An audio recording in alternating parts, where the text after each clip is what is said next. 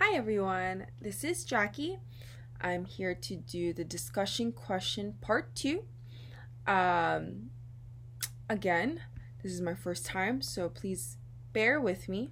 I am going to start first with discussion briefly of the name and discuss the different types of drug tolerance, and then I'll go to discuss in detail the belief and the main weaknesses of mental disorders regarding the causation by chemical imbalance in the brain, and then discuss the ethical concerns with pharmaceutical companies being allowed to advertise directly to consumers because I feel like those two relate towards one another.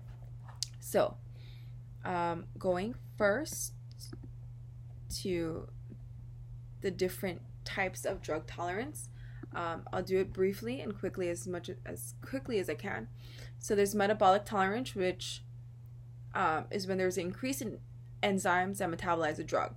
So that's so what would happen is I would take a drug, and that drug would be broken down by the same family of enzymes. But when I take that drug consistently, my body responds by elevating the level of enzymes. So when the enzymes increase, that means they'll break down that drug more efficiently, and that would cause me to want a larger dosage so there's more effect. And the best way that I could describe that for myself, for me to understand it, is I have eczema, so I have skin cream. But ever since I was young, I would have to mix it with other types of like just regular lotion, just so that my body doesn't get used to it. Um, anyway, that's my way of understanding it. There is cross tolerance, which occurs when there are two different drugs being consumed. So that would be like one pill, and then with alcohol, and then if they mix them out, they might not have the effect that the psychiatrist actually wanted in the first place. Um, and I think that's why doctors always ask if we're taking any medication, if we're drinking alcohol, when was the last time, or if a client comes in wanting another source of drug, they would have to know what exactly that is so they know if there's going to be cross tolerance. Then there's cellular tolerance, which I'm not too clear about. That's when the receptors in the brain adapt to the continued presence of a drug.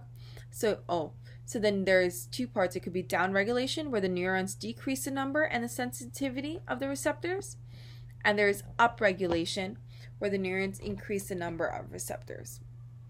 Okay. And then we have associative tolerance, where it displays the tolerance in some but not all settings. So it depends, and it varies. And then you have behavioral tolerance, where and when given a drug before a task, and then they perform better, which I feel like is which makes me think of ADHD and makes me think of all these other drugs that like Adderall. There we go. Adderall, where you perform better, therefore you need it. And some people that I know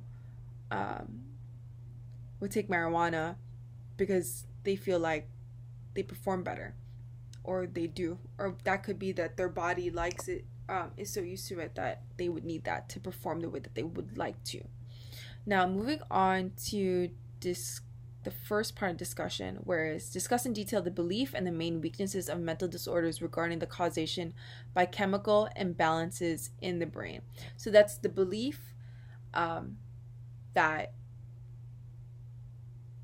what causes mental disorders is the chemical imbalance in the brain. And we've discussed this on Monday. And I remember having a lot of discussions with a lot of people because I've had that mentality before reading this textbook, before having discussions in this class, that the cause of mental health disorder for specific mental illnesses is because of the chemical imbalance, as more of a matter of fact statement instead of a factor, because that could be just a factor, but that's not the main reason.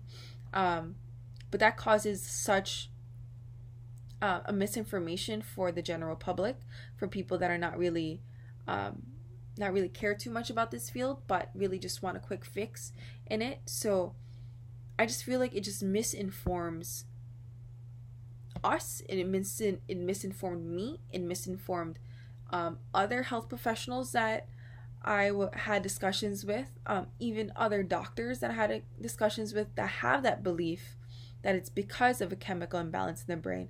And a weakness of that is that leads us to think that it's only by medication where we would have a fix, instead of psychotherapy, instead of psychoeducation, instead of community support, instead of all the other factors in it.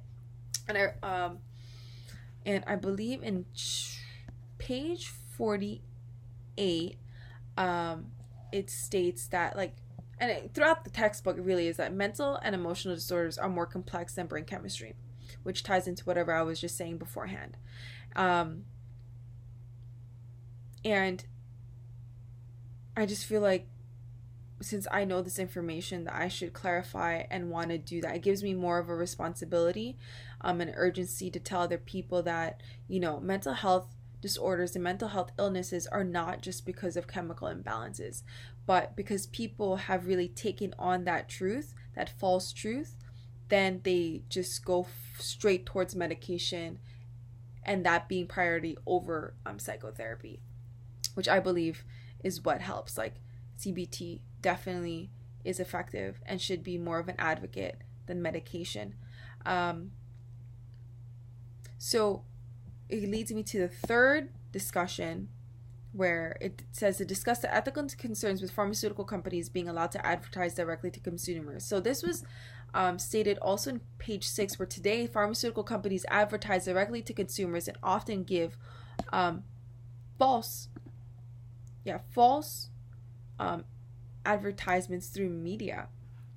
And I feel like that is still happening today, but I feel like, especially in New York City, I think there's more of a up to do counseling and see a therapist, but there is less accountability. And I was glad to read on page 48, where in 2012 alone, companies paid over $5 billion in fines related to allegations of fraud, including misleading claims about drug safety.